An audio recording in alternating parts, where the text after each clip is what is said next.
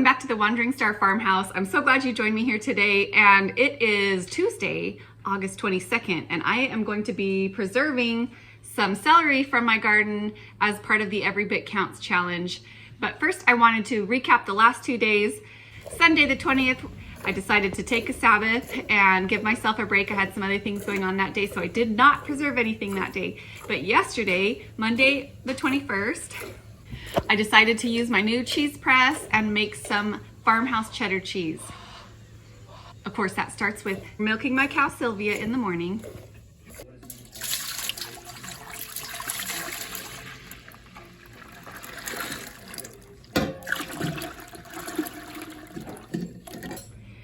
Ripening the milk with a starter culture and adding rennet to help it set.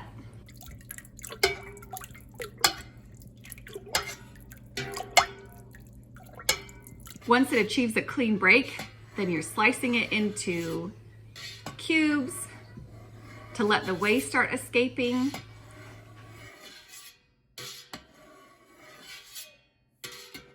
Then I slowly stir that while raising the temperature just a little bit at a time to encourage more and more of the whey to drain out. Then I pour the curds into a cheesecloth, or really it's a butter muslin, and let those curds drain for an hour. You're supposed to keep it in kind of a warm place, and so I go ahead and just put it right back inside the empty pot so that it is not drafty and too cold. The next step is to salt the curds and press them into the cheese mold. I used 2 gallons of milk for this wheel of cheese. I definitely could fit the cheese from 4 gallons of milk into this mold.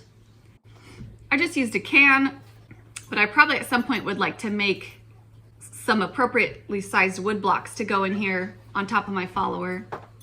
Then it's a process of pressing the cheese with 10 pounds for 10 minutes, flipping it over, 20 pounds for 10 minutes on the other side, flipping it over again, and pressing the whole thing with 50 pounds for 12 hours. Cheese making is really a long process. I got most of it done during the day while my kids were at school, but that put the cheese pressing being done at like 3 o'clock in the morning, so my cheese pressed a little bit longer than it needed to, but I got it out of the press this morning and laid it out. Now it's going to dry on the counter for a couple of days, dry out, make a rind. I'll flip it twice a day so that it gets air equally on all sides, and then I'll be vacuum sealing it up and putting it into my fridge to age. So I'm really excited. My first wheel of cheese that I made turned out really well and was delicious, so I'm excited to have my new press and get working on some more cheese. But today I am going to be preparing some of this celery to freeze. I decided to go ahead and pick the celery that was in the garden because we weren't going through it super quickly, and stuff like this just tends to get woody when you leave it too long. So I decided to harvest all this, and now I'm going to chop it up, and I'm going to chop it up with onions. And so then I'm going to have like a mirepoix, but minus the carrots, but that's okay. Carrots can store in the cold for longer. They don't have to be frozen to last longer. But these onions are the Walla Walla onions that I grew, and they are not actually a storage variety. So they'll last fine here in my kitchen for a month, maybe 2 months, but they're not going to be lasting like 6 months, 9 months till next summer. So I'm going to use some of these to chop up and freeze along with this celery. Pack up little individual pouches of mirepoix that are the size that I would use for like making a soup or something like that. And I think they're going to be really convenient to have for cooking this winter. I am not going to blanch my celery. This would be important. The longer I plan on storing it, the more important it would be for me to blanch it before freezing it. But basically, we're just going to go through this food this fall, this winter, so I'm not too concerned about freezing it without blanching it.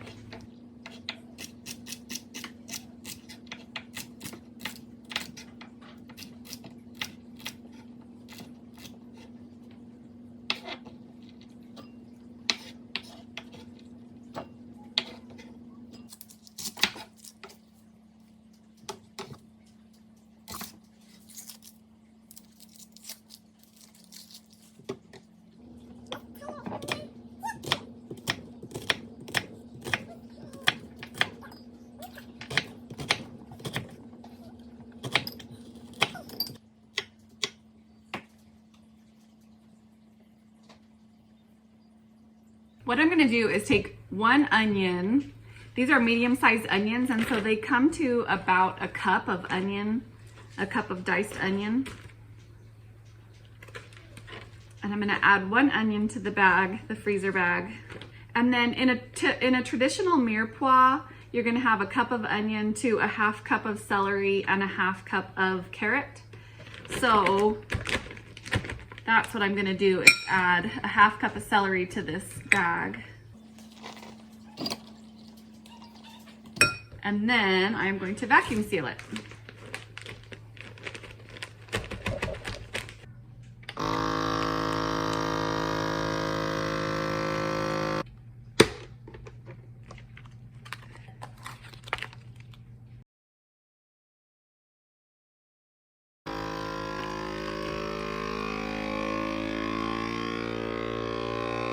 There's my project for today. I got 5 bags of onion and celery for the beginnings of a mirepoix. So that's like, you know, I look at this and I think that's 5 soups this winter. This is the beginning of 5 soups this winter. And it's exciting to see these start piling up. Today is August 23rd, and I am so excited about my preserving project today. I took a, kind of a risk yesterday, a shot in the dark. I went back to my old neighborhood where our house was before we moved here. I went searching for the places where I have foraged for elderberries in the past. And I had no idea what the timing was like. Normally I would be watching them and watching the berries ripen and know when it was gonna be time.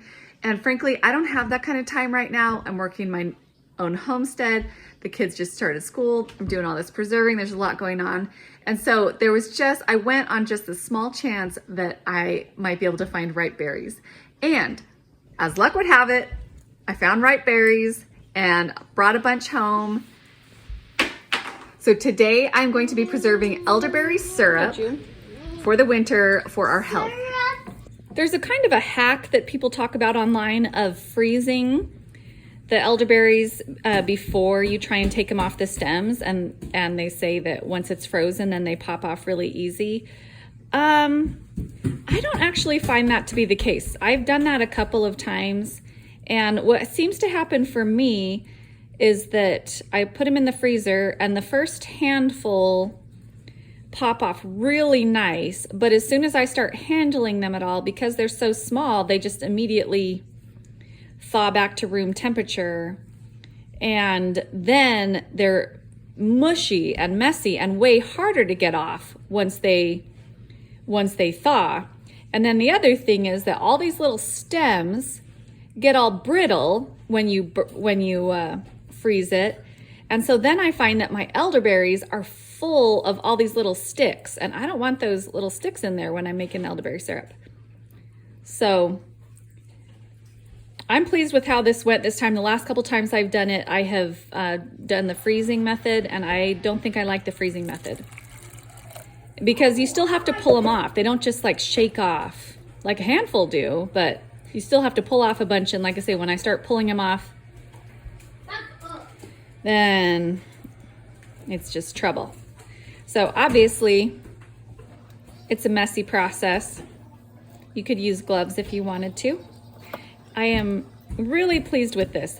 I went back to our old neighborhood where we lived in town, because there actually is a creek running through our neighborhood, and there are 2 points along that creek where I had harvested elderberry from in the past. So if you are trying to find somewhere where you can harvest elderberries, creek beds are definitely a good place to look. There used to be a place in town behind this hotel, and it was just kind of like a ditch, and I had seen the elderberries growing when I drove by, and I harvested from there 2 years in a row, and then they brush hogged it.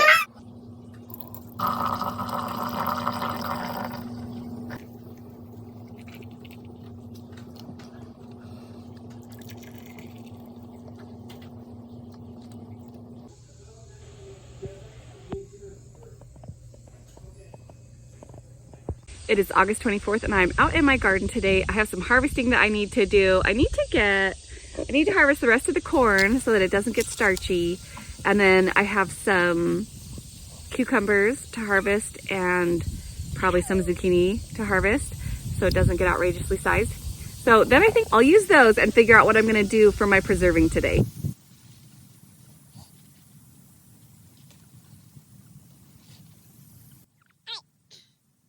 There's a lot more tiny ones in there, and then there's one that I'm gonna leave it till tomorrow. Hopefully I don't regret it. So hot already, and they're just like, we're staying in the shade. I'm gonna start shucking my corn and they'll come out to eat the shucks.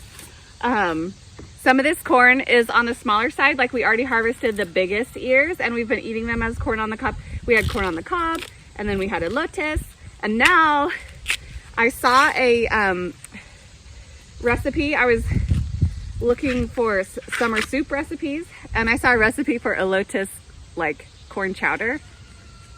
We're totally gonna try that. So, and then what I wanna do is I wanna make some corn cob jelly, because I haven't really preserved any jelly this year. Last year I went and bought a couple, I bought like 4 big boxes of peaches to do a bunch of peach preserving and made peach jelly, but this year I haven't done anything.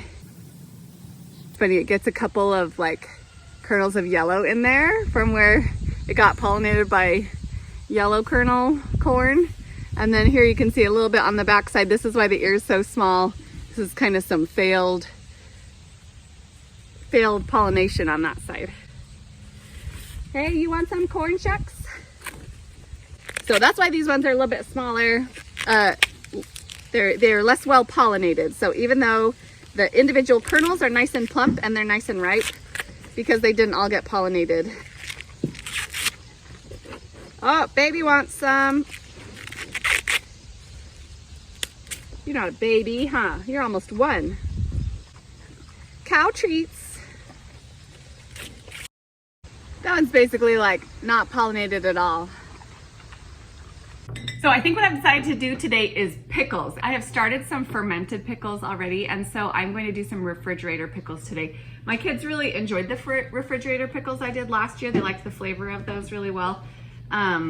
We haven't tried the fermented pickles yet, so I don't know how they will feel about those, but I'm going to make spears with some of these more reasonably sized cucumbers, and then I'm going to use some of these bigger ones to make like sandwich slices. And the thing is, like, they start to get really big and you're like, whoa, that's crazy. But when the veins and the lines in them, or as long as those are whitish, as opposed to like turning yellow, then they're still good. So I'm gonna use these big ones then to make sandwich slices. So then I gathered some grape leaves to put in the bottom of my jars, and I'm also gonna use mustard seed, peppercorns, and garlic. And then I have pickling salt and vinegar. It is, let's find it, 5%.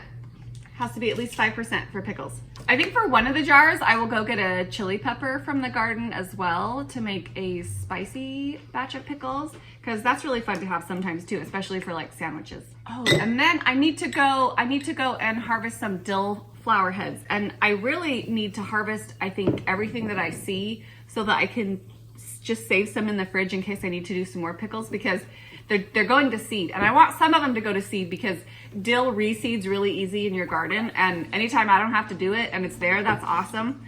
But I do want to preserve some of those so that I have them for the rest of my canning season.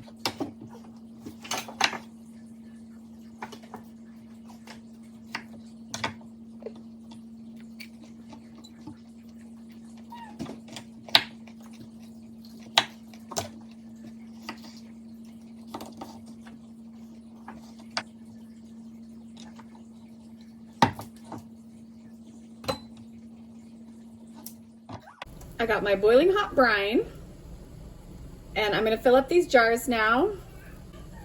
This is more brine than I'm gonna need, but I can save this brine.